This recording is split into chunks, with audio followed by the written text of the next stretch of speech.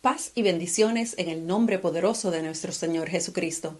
Es un gozo darte la más cordial bienvenida a este espacio de fe presentado por el Movimiento La Red. Somos una comunidad vibrante que se reúne en espíritu a través de las plataformas digitales, llevando un mensaje de esperanza y transformación. Puedes conectarte con nosotros a través de YouTube, Instagram y Facebook, así como en nuestra página web www.movimientolared.com, también en la página del Dr. Pablo A. Jiménez. Hoy te invitamos a disfrutar de un nuevo encuentro de adoración y predicación donde juntos elevaremos nuestras voces y corazones ante la presencia viva de Dios.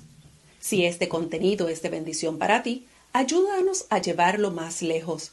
Dale me gusta, déjanos un comentario positivo, comparte este vídeo en tus redes sociales y suscríbete a todas nuestras plataformas. ¿Tienes una petición de oración? Estamos aquí para ti. Escríbenos a través de nuestras plataformas o al correo electrónico que aparece en pantalla. Queremos orar contigo y por ti. Pasemos ahora a adorar a Dios. Adoremos a Dios. El Señor Jesucristo, reunido con sus discípulos, Él les dijo: no tengan temor, no se turbe vuestro corazón, ni tengan miedo.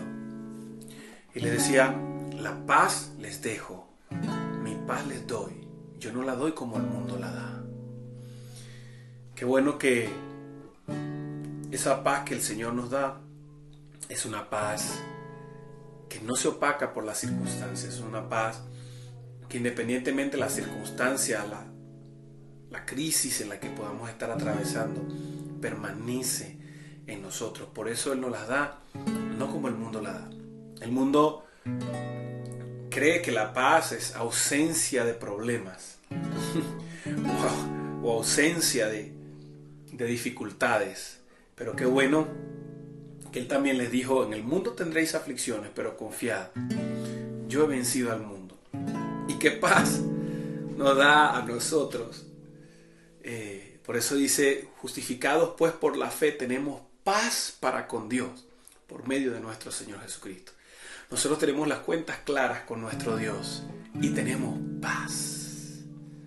Tenemos paz en nuestro corazón. Así que nuestra oración en este día es que la paz de Dios inunde tu corazón, inunde nuestros corazones en medio de las circunstancias, en medio de un mundo tan convulsionado, y que podamos descansar en nuestro Señor, en su palabra y en sus promesas para nosotros. Amén.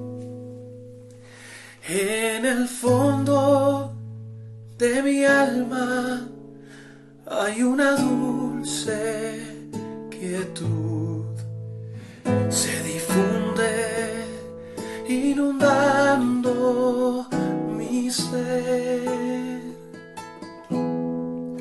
Es una calma infinita que solo podrán los amados de Dios comprender.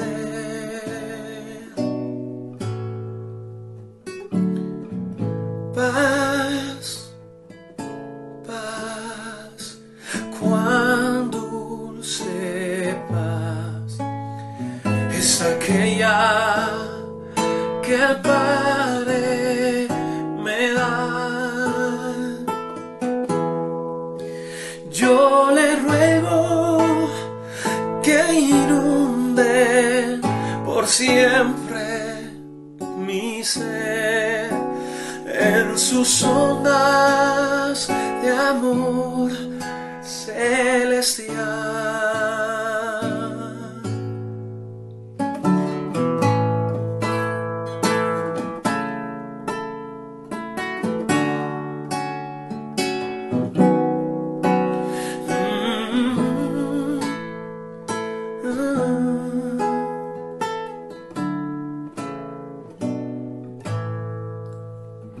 Qué tesoro yo tengo en la paz que me dio.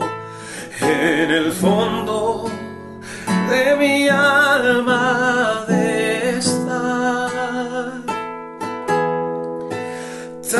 segura que nadie podrá la quitar.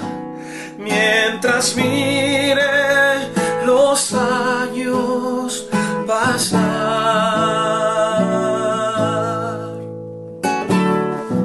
Paz, paz, cuán dulce paz es aquella que el Padre me da.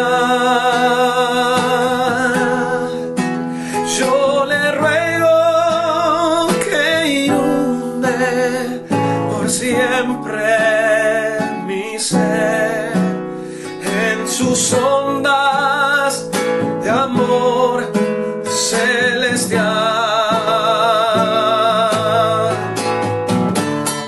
Paz, paz, cuán dulce paz es aquella que el Padre me da. Yo le ruego que inunde por siempre mi ser en sus ondas de amor celestial, en sus ondas de amor celestial, en sus ondas de amor celestial.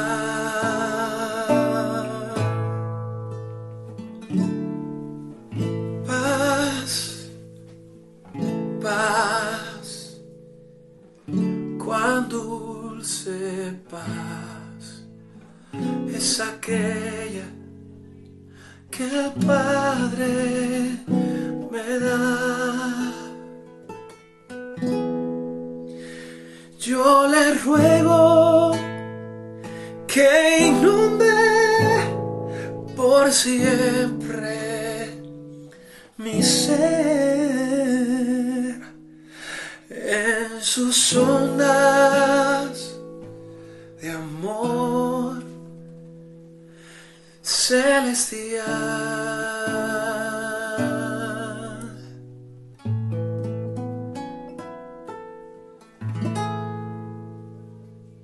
Todo es tuyo, y de lo tuyo te damos. En la red, creemos en bendecir. Cada semana, miles de personas en América Latina, el Caribe, Canadá, Europa y los Estados Unidos reciben palabras de vida a través de nuestro ministerio. Nuestro compromiso es inquebrantable y el equipo pastoral sirve con amor sin recibir compensación alguna. Sin embargo, para continuar con nuestra misión, necesitamos su apoyo. Su ofrenda nos ayuda a cubrir costos esenciales de producción, suscripciones, diseño gráfico y promoción, asegurando que el mensaje de esperanza siga llegando a más personas. Hoy le invitamos a ser parte de esta bendición. Puede hacer su ofrenda de manera fácil y segura a través de Tithely, PayPal o GoFundMe. Si desea enviar un cheque, puede hacerlo a nombre de National Christian Churches and Ministries Network, Inc., a la siguiente dirección: Movimiento La Red, 1073 Willow Springs Drive Suite 1005, Winter Springs, Florida, 32708, United States. Cualquier contribución, sin importar la cantidad, hace una gran diferencia. Gracias por su generosidad y por ser parte de esta obra. Que Dios le bendiga hoy y siempre. Escuchemos palabras de vida. Un elemento crucial que distingue a las personas que tienen éxito en la vida es que viven con sentido de propósito. Entienden que su vida tiene sentido. Lo que hacen tiene sentido de dirección. Sienten que están en un viaje, en una travesía hacia algún punto en la vida. Eso es lo que distingue a las personas que tienen éxito. Y no midan el éxito con dinero. Hay personas que no tienen dinero, pero son exitosas, porque tienen vidas buenas, vidas agradables, familias hermosas, porque son personas que han vivido con felicidad. Lo triste del caso es que la mayor parte de los seres humanos viven sin pensar en el mañana. La mayor parte de la gente vive pensando nada más en qué voy a hacer hoy y qué necesito hoy. Para decirlo de una manera un poquito más prosaica, hay personas que nada más viven pensando en cómo se van a llenar la panza hoy. No piensan en el mañana, no piensan en el futuro. Nosotros vivimos en una cultura donde se entiende que hacer cosas que le destruyen a usted el cuerpo son divertidas. Entonces usted ve personas que están tomando grandes cantidades de alcohol. El cuerpo no está hecho para metabolizar eso. El cuerpo no está hecho para que usted se tome una botella completa de mezcal o de aguardiente o de vodka. Usted hace eso y su pobre hígado dice, no, yo no puedo. Pero la gente dice, y eso es divertido. Y pasan los años y le están pasando factura el cuerpo. ¿Por qué? Porque actuaron sin pensar. Porque actuaron sin pensar. Porque estaban viviendo el momento y no estaban pensando en el mañana. La frase que caracteriza a las personas que viven en el hoy nada más aparece citada 2 veces en la Escritura. Isaías 22:13 y 1 Corintios 15:32. Y en ambos lados de manera negativa.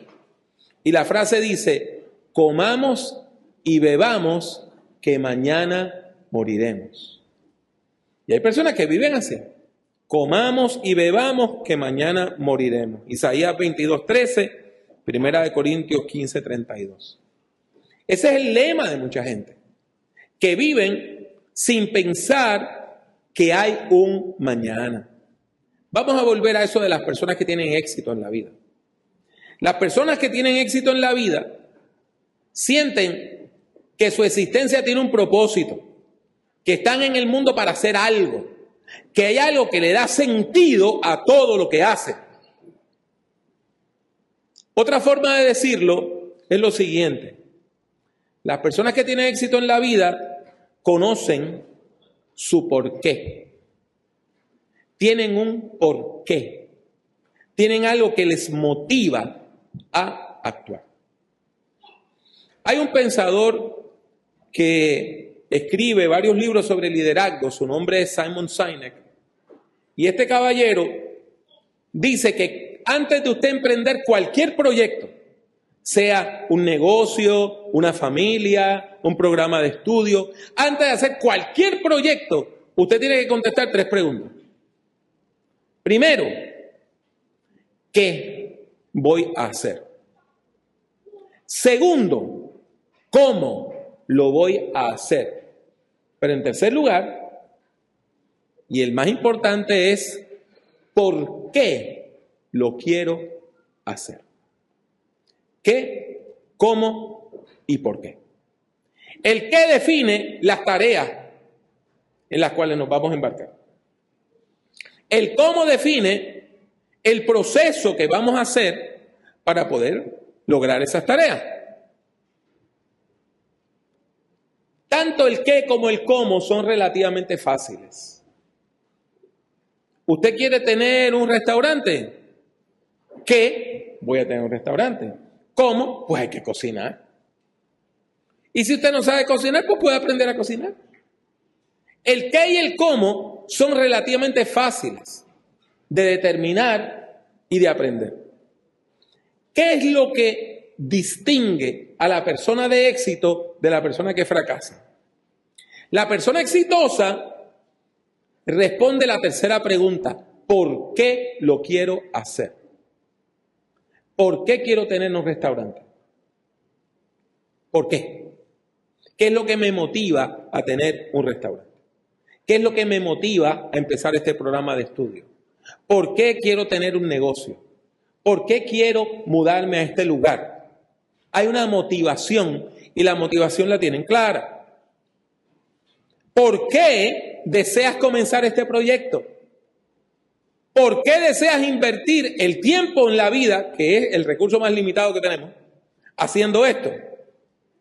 ¿Y por qué quieres aprender las destrezas requeridas por ese plan de trabajo? El por qué. La respuesta al por qué es lo que hace la diferencia. ¿Cuál es su por qué? ¿Usted tiene un por qué en la vida? ¿Cuál es su motivación? Esa es la diferencia. Si usted desea ser enfermero porque quiere tener plata, va a fracasar. Pero si usted tiene una motivación de que usted necesita ayudar personas porque su mamá murió joven, o porque usted perdió un hermano, o porque usted pasó por una crisis de salud cuando usted era pequeño y quiere ayudar a otras personas, su motivación va a ser distinta. Usted nota cuando la gente hace las cosas por obligación o por plata, o lo hacen porque tienen una motivación interna. ¿Cuál es su porqué? ¿Usted tiene claro cuál es su porqué en la vida? Usted tiene un porqué en la vida que le dirige. Cuando nosotros vamos a la Biblia, encontramos historias de los más grandes líderes del mundo antiguo. Moisés, uno de los más grandes líderes que jamás ha vivido. David, el más grande rey que tuvo Israel. Esdras y Nehemías, quienes reconstruyeron la ciudad de Jerusalén. Cuando usted va a Jerusalén todavía se están encontrando parte de los muros que ellos reedificaron. Esther, aquella mujer que podía pasar por persa, pero a la hora de la verdad dijo quién era. Grandes líderes. ¿Y qué me dicen del líder más grande que ha habido en la historia del mundo? Jesús de Nazaret. Jesús se estudia en las universidades, en todos los lugares donde dan licenciaturas y doctorados sobre liderazgo. ¿Sabe por qué? Porque Jesús creó un nuevo estilo de liderazgo. El liderazgo de servicio. Él lo definió así en Marcos 10:45, porque ni siquiera el Hijo del Hombre vino para ser servido, sino para servir y para dar la vida en rescate por muchos. Si usted lee esos versículos finales, esos versículos del capítulo 10, ¿qué va a encontrar? Que Jesús contrasta su liderazgo. Y dice que los reyes de este mundo lo que quieren es acumular dinero, fama, poder, pero Él vino a servir. Y ese es el más alto nivel de liderazgo, el liderazgo de servicio.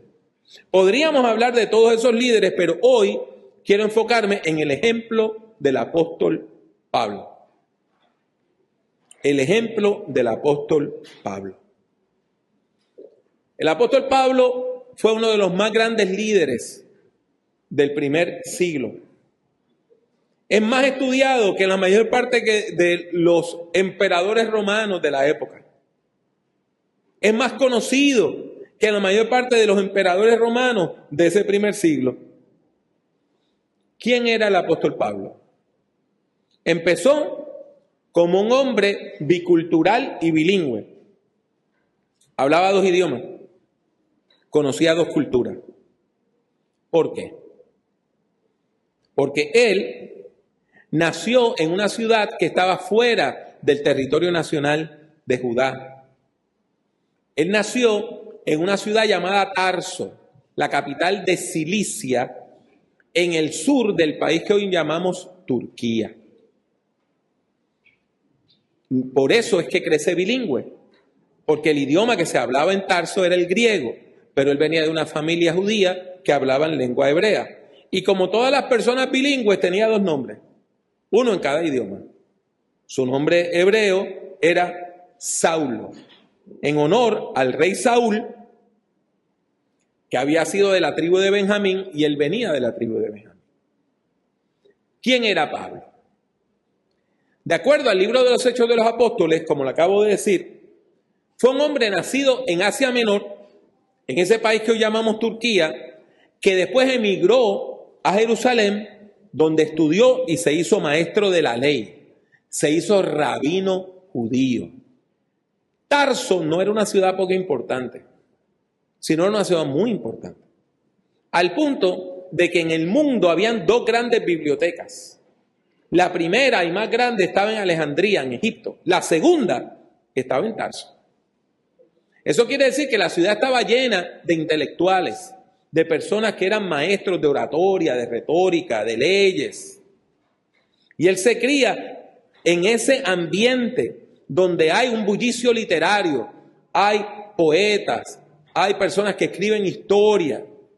Y él se cría en ese momento, esa crianza que tuvo fue en ese lugar donde había mucha actividad intelectual. Pero habiendo recibido esa educación griega, él va a Jerusalén y estudia con uno de los más grandes maestros de la ley de la época, un hombre llamado Gamaliel, que era un maestro de la ley de Moisés. Este hombre, cuando era joven, viviendo en Jerusalén, experimentó un cambio en su vida. Y a veces nuestros cambios son negativos. Él tuvo un cambio muy negativo. Déjeme contarle Chile, cómo fue que pasó. Le acabo de decir que el primer idioma de Saulo era el griego. En Judea, en Jerusalén, había muchas personas judías que habían nacido fuera del territorio nacional y que su primer idioma era el griego. Y por eso en Jerusalén habían 3 sinagogas, el lugar donde se reunían los judíos a adorar los sábados. Habían 3 sinagogas donde el culto no era en hebreo, sino en griego. Y la sinagoga más grande de todas esas se llamaba la sinagoga de los libertos. Usted me va a decir, hermano Pablo, yo nunca he leído eso en la Biblia, pero está ahí. Lo vamos a ver en un minuto. La Biblia nos dice, en el libro de los Hechos, que la sinagoga de los libertos estaba compuesta sobre todo por extranjeros, por judíos que habían nacido fuera del territorio nacional, lo que se llama la diáspora. Esa gente entraron en lucha contra un líder cristiano cuyo primer idioma también era el griego. Tenía un nombre griego que quiere decir corona. Se llamaba Estefanás. En su Biblia y en la mía se mencionan como Esteban. Esteban fue un líder cristiano de segunda generación. Y era el líder de un grupo que le decían el grupo de los 7. Y él entró en controversias, en diálogos amargos, en disputas, en debates con la gente de la sinagoga de los libertos. Y la gente de la sinagoga de los libertos terminaron levantando acusaciones falsas contra Esteban, logrando su arresto y llevándole a juicio ante la legislatura colonial judía. Y usted me va a decir, hermano Pablo, ¿dónde está eso en la Biblia? Búsquelo. Capítulo 6 del libro de los Hechos, versículos del 8 al 12. Como Esteban estaba lleno de la gracia y del poder de Dios, realizaba grandes prodigios y señales entre el pueblo. Pero unos que eran de la sinagoga llamada de los libertos, ¿lo ve que se la menciona ahí? Y otros que eran de Cirene, Alejandría, Cilicia y Asia, se pusieron a discutir con Esteban. Pero como no pudieron superar la sabiduría y el espíritu que Dios le daba, sobornaron a otros para que dijeran que habían oído a Esteban blasfemar contra Moisés y contra Dios. O sea, levantaron acusaciones falsas. De esa manera soliviantaron al pueblo, a los ancianos de los escribas, los cuales se lanzaron contra él y con lujo de violencia lo llevaron ante el concilio. Este es el origen de los problemas de Pablo. Por eso es que Saulo se radicaliza. Usted me va a decir, pero ahí no se menciona a Saulo.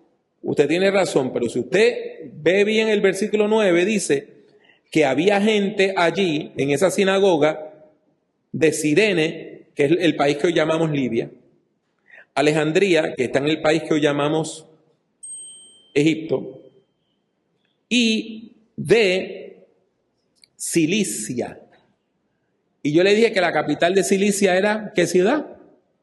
Tarso. Probablemente la sinagoga donde adoraba Saulo era la sinagoga de los libertos. Este muchacho se radicalizó. Saulo se radicalizó. ¿Qué quiere decir eso? Que se puso violento y empezó a utilizar la religión para matar, para perseguir, para hostigar gente en el nombre de Dios. Nosotros vivimos en un mundo donde hay personas que han radicalizado sus religiones. Por ejemplo, la inmensa mayoría de los musulmanes son gente sumamente pacífica. Sumamente pacífica. Pero hay unos poquitos que se han radicalizado.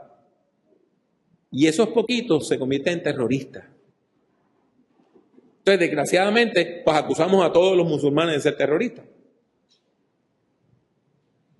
Y nosotros no nos imaginamos que hay partes del mundo donde esa gente conviven los unos con los otros sin problema. Hay gente que se radicaliza. Y cuando la gente se radicaliza, nosotros entonces, ¿qué encontramos? Que empiezan a utilizar la fe para perseguir a los demás. Y permítanme decirle, hay personas musulmanas que se radicalizan. Hay personas judías que se radicalizan. Y hay personas cristianas que se radicalizan. En este caso, este joven Saulo jugó un papel crucial en el arresto y la ejecución de Esteban. Mire lo que dice Hechos capítulo 7, del 57 al 59. Pero ellos, está hablando de las personas que habían arrestado a Esteban, pero ellos, lanzando un fuerte grito, se taparon los oídos y arremetieron contra Esteban. Y lo sacaron de la ciudad. Eso quiere decir que lo iban a matar. Lo sacan de la ciudad para no contaminar la ciudad con su muerte. Y lo apedrearon. Usted sabe lo horrible que debe ser morir a pedradas. Los testigos falsos pusieron sus ropas a los pies de un joven que se llamaba Saulo. Y mientras lo apedreaban, Esteban rogaba: Señor Jesús, recibe mi espíritu. O sea, que el que estaba organizándolo todo, ¿quién era? Saulo. Desgraciadamente, cuando la gente prueba la violencia, a veces les gusta y la siguen practicando. Y a partir de ese momento, Saulo se radicaliza. Y él empieza a perseguir y a hostigar a toda la gente que seguían lo que en aquel momento le llamaban el camino, porque estamos hablando de una etapa tan temprana en la historia del cristianismo que todavía no se utilizaba el nombre iglesia para hablar del pueblo de Dios. Y ellos mismos se decían a sí mismos el camino, los del camino. Eso está en Hechos 9:2, 19:9 y 23, 22:4, 24:14, 25:22. Todas esas veces se menciona a la iglesia, pero se le dice el camino. Y Saulo empieza a perseguir a los del camino. Empieza a perseguir a aquellos que creían que Jesús era el Cristo, el Mesías, el ungido de Dios, venido a salvar al mundo. ¿Qué era lo que creía el movimiento de Jesús? Sépalo bien todo el pueblo de Israel, que a este Jesús, a quien ustedes crucificaron, Dios lo ha hecho Señor y Cristo. Así que Saulo empieza a perseguir a todos aquellos que confiesan a Jesús como Señor y Cristo. La muerte de Esteban marcó un antes y después en la vida de Saulo. Hechos capítulo 8, versículos del 1 al 3, nos dice de los actos cobardes de este hombre. Saulo estuvo de acuerdo con la muerte de Esteban y ese día se desató una gran persecución contra la iglesia que estaba en Jerusalén.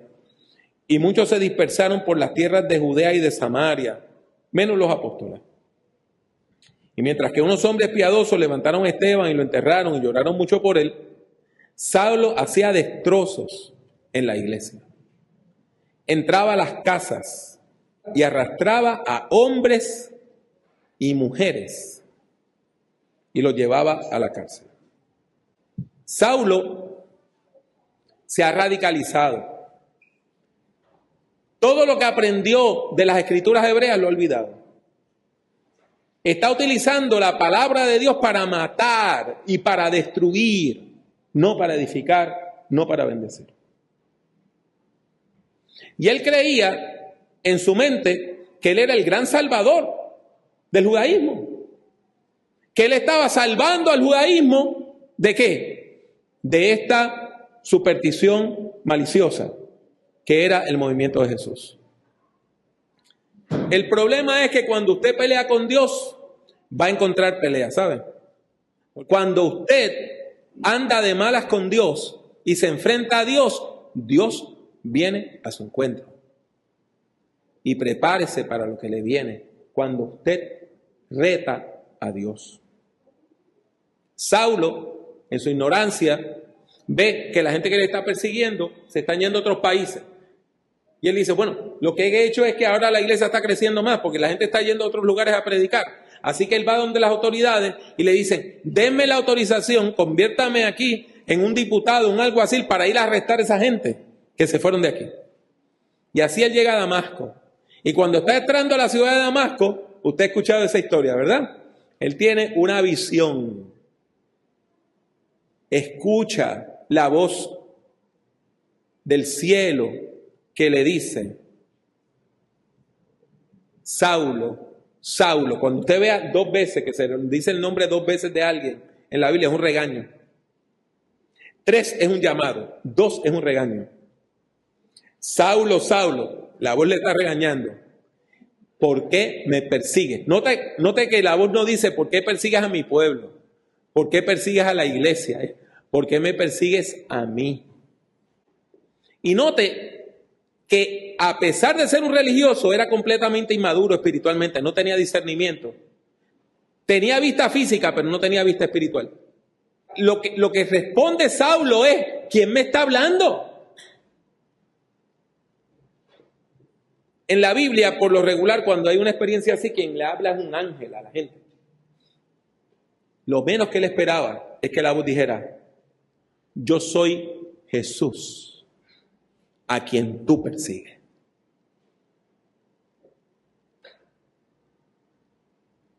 Yo quiero que usted se ponga en ese momento en la vida de Saulo. En un segundo, todo lo que él había construido se derrumbó. En un segundo. Un minuto atrás, él se creía que era el gran salvador del judaísmo. Ahora se da cuenta que él era un teólogo fatulo que no tenía discernimiento espiritual. Hasta hace un minuto, él estaba orgulloso de haber perseguido y aún ejecutado a Esteban.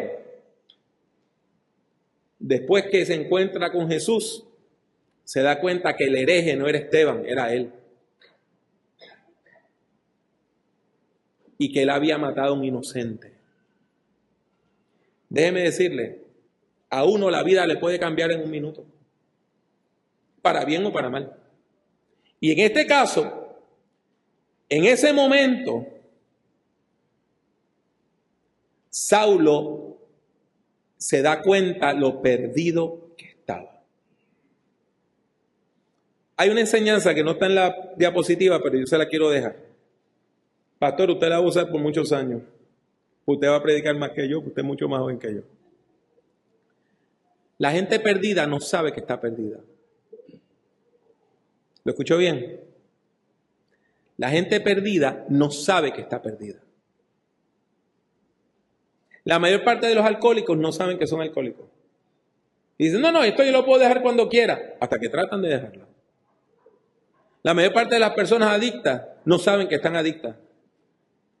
Y dicen, no, esto yo lo puedo dejar cuando quiera. Trate. Y entonces se dan cuenta que no pueden. Saulo, siendo un religioso, estaba perdido. y no lo sabía. ¿Por qué?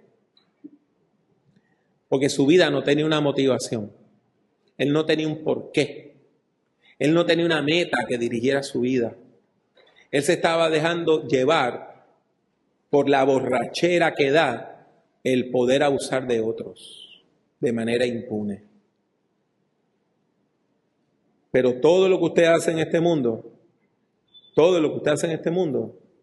usted lo va a pagar. Todo. La vida no es gratis. La vida tiene un costo. Y ese mal que usted hace, usted lo va a tener que enfrentar. Hermano Pablo, Dios perdona. Sí, Dios perdona. Pero el hecho que Dios perdone no quiere decir que Dios le va a dejar a usted impune. Si usted sigue leyendo el capítulo 9 de la historia, usted va a encontrar que el Cristo resucitado se le aparece a una segunda persona en ese capítulo 9 del libro de los Hechos, un hombre llamado Ananías. Y cuando Jesús le habla, inmediatamente él dice, heme aquí, Señor. O sea, él no fue como Saulo, que no sabía quién le estaba hablando. Él sabía que era Cristo Jesús el que le estaba hablando. Pero cuando Cristo Jesús le dice, necesito que vayas y ores por Saulo, Ananías se niega. Y dice, Señor, ese hombre es un matón. Ese hombre está llevando a la gente presa. En la versión revisada mexicana, lo que Ananías le dijo, que lo mandan por un tubo y que se refunda en la cárcel. Pero Jesús le dice, tienes que ir porque yo lo he llamado. Segundo, él ha visto en visión que tú vas. Que un hombre llamado Ananías va. Note lo que le estoy diciendo. Saulo, cuando tenía vista física, no tenía vista espiritual. Cuando pierde la vista física, ve en el espíritu que alguien va a orar por él. Y hay unas palabras que nosotros por lo regular le pasamos por alto. Y es cuando Jesús contesta la preocupación de Ananías. Y no te preocupes, ¿tú crees que él se va a ir sin castigo? No. Yo le voy a enseñar lo mucho que tendrá que sufrir por mi nombre. Y Ananías, haciendo de tripas corazones, va al donde el perseguidor de la iglesia y ¿sabe lo que le dice? Hermano Saulo. Esas palabras no salieron fácilmente. Pero quiero volver a ese momento de encuentro. En el libro de los Hechos se narra el encuentro de Saulo con Cristo 3 veces. Noten lo que dice el capítulo 26, versículos 14 al 18. Capítulo 26, versículos 14 al 18. Este es Saulo, este es Pablo ya, usando su nombre greco-romano, contando su historia. Y entonces oí una voz que me hablaba en arameo y me decía, Saulo, Saulo, ¿por qué me persigues? Dura cosa te es dar cosas contra el aguijón. Si usted no entiende eso, el aguijón era una punta de metal que le ponían a las carretas, de manera que si el caballo empezaba a tirar patadas, se hacía daño. Es una manera de decir, tú eres como un caballo salvaje tirando patadas y el único que te está haciendo daño eres tú. Yo pregunté, ¿quién eres, Señor? Y el Señor me dijo, yo soy Jesús a quien tú persigues. Ponte de pie, que me ha parecido a ti, porque tú vas a ser ministro y testigo de lo que has visto y de otras que aún te voy a mostrar. Yo te libraré de tu pueblo y de los no judíos y quiero que vayas a ellos para que les abran los ojos y se conviertan de las tinieblas a la luz y del poder de Satanás al poder de Dios, para que por la fe en mí reciban el perdón de sus pecados y la herencia de los que han sido santificados. Jesús le dio una misión. Jesús le dio una misión. O para utilizar lo que le dije al principio de la plática, Jesús le dio un porqué. Ahora tu vida va a tener propósito. Ahora tu vida tiene una meta. Ahora tu vida se dirige a algún lugar. Porque tú vas a ir a anunciarle a la gente que está perdida la palabra del evangelio para que abras los ojos, les abras los ojos, se conviertan de las tinieblas a la luz y del poder de Satanás al poder de Dios, para que por la fe en mí reciban el perdón de sus pecados y la herencia de los que han sido santificados. Ahora su vida tiene una misión. Ahora su vida tiene un propósito. Ya él no es una persona que está perdida. Ya él no es una persona que anda como un caballo salvaje tirando patadas a lo loco. Ahora su vida tiene un plan. Ahora su vida tiene un propósito. Ahora su vida tiene un sentido. Porque el Evangelio nos da propósito y sentido en la vida. Pasaron muchas cosas en su ministerio. No se las puedo contar todas. Pero una fue que en un momento él le escribe una carta a la iglesia que está en Roma. Y aunque físicamente es la misma persona, ya no era el mismo hombre. El hombre que escribe ahora no es el hombre violento y cobarde que aún arrastraba a mujeres. ¿Cómo se define? Yo, Pablo, siervo de Jesucristo. Siervo, esclavo de Jesucristo. Ya yo no soy el hombre prepotente que se cree que es la mamá de Tarzán. Yo soy esclavo de Jesucristo. Llamado a ser apóstol y apartado para el Evangelio de Dios, conforme al Espíritu de Santidad, fue declarado Hijo de Dios con poder por su resurrección de entre los muertos. Ahora yo predico esto. Ahora es que yo tengo un sentido de propósito. El versículo 5 dice, por medio de Jesucristo recibimos la gracia del apostolado, para que por su nombre llevemos a todas las naciones a obedecer a la fe. ¿Qué es el apostolado? En griego la palabra apostelo quiere decir enviar. Cuando usted enviaba a alguien a hacer algo, ese verbo es apostelo. El apóstol es la persona que usted envía a hacer algo. La mejor traducción para esa palabra es misionero. De Cristo hemos recibido la misión. De Cristo hemos recibido la misión, el apostolado. Esta iglesia tiene una misión. Esta iglesia tiene un propósito. Esta iglesia tiene sentido. Esta iglesia no está aquí porque pasó por ahí alguien y dijo, vamos a hacer una iglesia ahí. No, esta iglesia está aquí porque es parte del plan de Dios. Esta iglesia está aquí porque tiene una misión, tiene una tarea misionera, tiene un apostolado. Y ese llamado es para todos nosotros. Ese llamado es para todos nosotros. No es solamente para el pastor, no es solamente para los ancianos gobernantes, no es solamente para el diaconado. Es un llamado a toda persona de fe, a toda persona creyente. El apóstol Pablo lo define de la siguiente manera: a todos ustedes que están en Roma, los amados de Dios que fueron llamados a ser santos. Llamados a ser santos. Tenemos un llamado a la santidad. Tenemos un llamado a vivir de una manera diferente. La santidad quiere decir vivir de acuerdo a los valores del reino de Dios. Que usted no vive de acuerdo a los valores del mundo. Que usted vive de acuerdo a los valores del reino de Dios. Hermano Pablo, ¿y cuáles son esos valores? Facilito, vaya al capítulo 5 de Gálatas. El capítulo 5 de Gálatas, versículo 22 en adelante, usted va a encontrar que Pablo habla del fruto del Espíritu. Es como un racimo que da 9 frutos distintos. Amor, gozo, paz, benignidad, bondad, mansedumbre, templanza, dominio propio. La gente de fe vive de acuerdo a los valores del reino de Dios.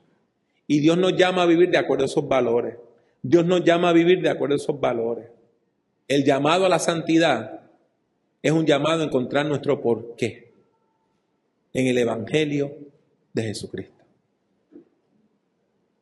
Su vida tiene un propósito. Su vida tiene un sentido. Hay un porqué. Si usted es una persona de fe, yo le animo hoy, le exhorto hoy a usted en oración y en ruego, decirle al Señor, revélame el porqué de mi vida. mi propósito. Revélame lo que yo debo hacer en mi vida. ¿Buscas recursos confiables para estudiar la Biblia, fortalecer tu predicación y profundizar en la teología pastoral? Entonces, visita www.drpablojimenez.com. Aquí encontrarás centenares de recursos diseñados para equiparte en tu ministerio. Explora estudios bíblicos detallados, guías para la predicación cristiana y herramientas para la enseñanza pastoral. Además, accede a nuestro canal de YouTube con sermones y conferencias. Suscríbete a nuestro podcast con contenido edificante y descubre las publicaciones del Dr. Pablo A. Jiménez en un solo lugar. No dejes pasar esta oportunidad de fortalecer tu vida espiritual y ministerial. Visita hoy mismo www.drpablojimenez.com y accede a un mundo de enseñanza y formación cristiana. Tu crecimiento espiritual está a un clic de distancia. Gracias por acompañarnos. De todo corazón, damos gracias a Dios por habernos permitido compartir este tiempo de adoración y predicación contigo. Oramos para que este encuentro haya sido una palabra de aliento, consuelo y renovación para tu vida. Te animamos a seguir siendo parte activa de esta misión. Tu respaldo hace posible que sigamos llevando el mensaje de Cristo a cada rincón digital. Recuerda, todos los jueves en la noche nos reunimos en vivo para orar como familia de fe a través de Facebook y YouTube. No te lo pierdas. Únete y fortalece tu vida espiritual junto a nosotros. Nos despedimos por ahora, esperando verte en nuestro próximo encuentro. Gracias por tu sintonía. Que el Señor te bendiga hoy, mañana y siempre.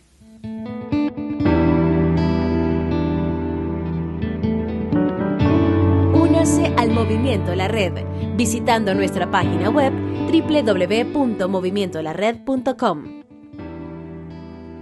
Busque el Movimiento La Red en Facebook y suscríbase a nuestra página oprimiendo el botón de like, me gusta.